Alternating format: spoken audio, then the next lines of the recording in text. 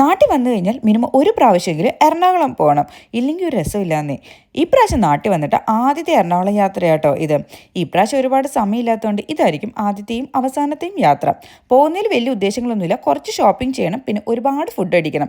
വന്ന വഴിക്ക് കുറച്ച് കടയിലൊക്കെ കയറിയെങ്കിലും സാധനങ്ങളൊന്നും വാങ്ങിച്ചില്ല. പിന്നെ ഞങ്ങൾക്ക് വിശക്കാൻ തുടങ്ങി, പിന്നെ ഒന്നും നോക്കിയില്ല. അരിപ്പയിലേക്കായിരുന്നു ഞങ്ങൾ പോയിട്ടുണ്ടായിരുന്നത്. നല്ല അടിപൊളി ആംബിയൻസുള്ള നല്ല അടിപൊളി ഒരു റെസ്റ്റോറൻ്റ് ആയിരുന്നു കേട്ടോ. നാട്ടിൽ വന്നതിന് ശേഷം സദ്യ കഴിക്കാൻ ഭയങ്കര ആഗ്രഹമായിരുന്നു. അങ്ങനത്തെ ആ ആഗ്രഹം സഹായിച്ചെടുത്തു. പിന്നെ ഞാൻ സദ്യ ആയിരുന്നെങ്കിലും ബാക്കി എല്ലാവരും വേറെ വേറെ ഐറ്റംസ് ഒക്കെ ആയിരുന്നു കേട്ടോ ഓർഡർ ചെയ്തിട്ടുണ്ടായിരുന്നത്. അങ്ങനെ വയറ് നിറച്ച് ഞങ്ങൾ ഫുഡ് അടിച്ചു. ഫുഡ് നല്ല ഫുഡായിരുന്നു കേട്ടോ. സദ്യ ഓർഡർ ചെയ്ത് ഞാനായിരുന്നെങ്കിലും പായസം കുടിച്ചത് അജയ് ചേട്ടനായിരുന്നു കേട്ടോ. അങ്ങനെ ഫുഡൊക്കെ കഴിച്ച് നേരെ പോയത് ലുലു മോളിലേക്കായിരുന്നു. ഇനി നമുക്ക് കുറച്ച് ഷോപ്പിംഗ് ചെയ്യാം. പിന്നെ പെർഫ്യൂം കട എവിടെ കണ്ടാലും അജയ് ചേട്ടൻ അവിടെ കാണും. ഈ പിള്ളേരെ ടോയ്സിൻ്റെ ഒക്കെ കടകളിൽ നിന്ന് വിളിച്ചിറക്കില്ലേ, അതുപോലെയാണ് അജയ് ചേട്ടനെ ഞാൻ പെർഫ്യൂം ഷോപ്പിൽ നിന്ന് വിളിച്ചിറക്കുന്നത്. എവിടെ കണ്ടാലും അവിടെ നിൽക്കും. കുറച്ചു നേരം കഴിഞ്ഞപ്പോഴത്തേക്കും അവി അലമ്പാവാൻ തുടങ്ങി. പിന്നെ ഒന്നും നോക്കിയില്ല, അവനെ കളിക്കുന്ന സ്ഥലത്തേക്ക് പറഞ്ഞു വിട്ടിട്ട് ഞാൻ പിന്നെയും കുറച്ചും കൂടെ ഷോപ്പിങ്ങും കാര്യങ്ങളൊക്കെ ചെയ്തു കേട്ടോ.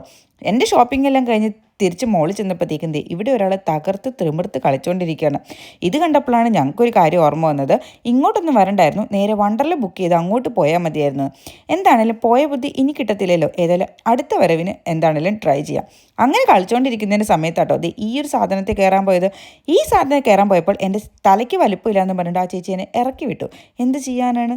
പിന്നെയും കുറച്ച് വേറെ റൈഡും കാര്യങ്ങളൊക്കെ എൻജോയ് ചെയ്തു. അത് കഴിഞ്ഞ് നേരെ പോയത് ഒരു ഐസ്ക്രീം കഴിക്കാനായിരുന്നു കേട്ടോ. അങ്ങനെ ഞങ്ങളെല്ലാവരും ഐസ്ക്രീമൊക്കെ കഴിച്ച് നേരെ ഇറങ്ങിപ്പോയത് റെഡ് ടേപ്പ് എന്ന് പറഞ്ഞ ഷൂവിൻ്റെ ഷോറൂമിലേക്കായിരുന്നു.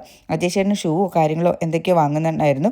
അങ്ങനെ അവിടെ കയറി ആവശ്യത്തിനുള്ള സാധനങ്ങളൊക്കെ വാങ്ങിച്ച് നേരെ പോയത് അമ്മയുടെ ചേച്ചിയുടെ വീട്ടിലേക്കായിരുന്നു, അതായത് എൻ്റെ പേരമ്മയുടെ വീട്ടിലേക്ക്. എല്ലാ വർഷവും വന്നാലും ദേ ഇവിടെ വരൂ കേട്ടോ. അങ്ങനെ ദേ അവിടെ ഇരുന്ന് കുറച്ച് നേരം വർത്തമാനവും കാര്യങ്ങളും ഡിന്നറും ഒക്കെ കഴിഞ്ഞിട്ട് അവിടെ നിന്ന് നേരെ വീട്ടിലേക്ക്. അപ്പോൾ ഇന്നത്തെ വീഡിയോ ഇത്രേ ഉള്ളൂ. ബായ്.